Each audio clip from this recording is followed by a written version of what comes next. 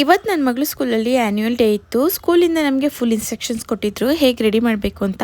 Hair style ಮತ್ತೆ makeup ನ ನಮಗೆ ಹೇಳಿದ್ರು. ಹೇರ್ ಸ್ಟೈಲ್ ಬಂದು ಸಿಂಪಲ್ ಪೋನಿ ಹಾಕೋದಿಕ್ಕೆ ಹೇಳಿದ್ರು. ಇನ್ನು ಕಾಸ್ಟ್ಯೂಮ್ ಬಂದು ಅಲ್ಲೇ ಹಾಕ್ತಾರೆ, ಅದಕ್ಕೆ ಸ್ಕಿನ್ ಕಲರ್ ಅಲ್ಲಿ ಸ್ಲಿಪ್ಸ್ ಮತ್ತೆ ಶಾರ್ಟ್ಸ್ ನ ಹೇಳಿದ್ರು. ಕಾಸ್ಟ್ಯೂಮ್ ಹಾಕೋದಿಕ್ಕೆ ಈಸಿ ಆಗೋ ತರ ಓಪನ್ ಶರ್ಟ್ ನ ಹಾಕೋದಿಕ್ಕೆ ಹೇಳಿದ್ರು.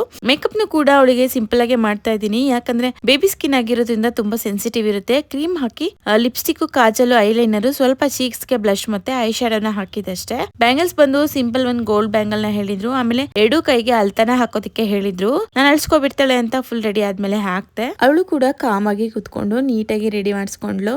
ನಮ್ಮ ಮನೆಯಿಂದ ಇವೆಂಟ್ ನಡೀತಾ ಇರೋ ಜಾಗಕ್ಕೆ ಒಂದು ಹಾಫ್ ಅನ್ ಅವರ್ ಆಗುತ್ತೆ ಅಷ್ಟೇ.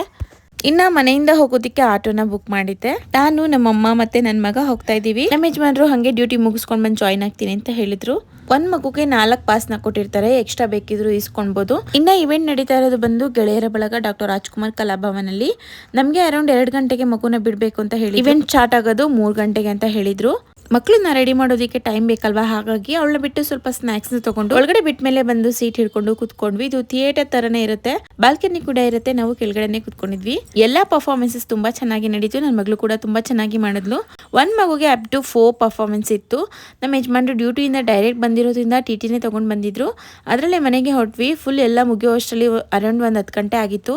ನಮ್ಮಮ್ಮನ ಅವ್ರ ಮನೆಗೆ ಡ್ರಾಪ್ ಮಾಡಿ ನಾವು ಕೂಡ ಮನೆಗೆ ಬಂದ್ವಿ.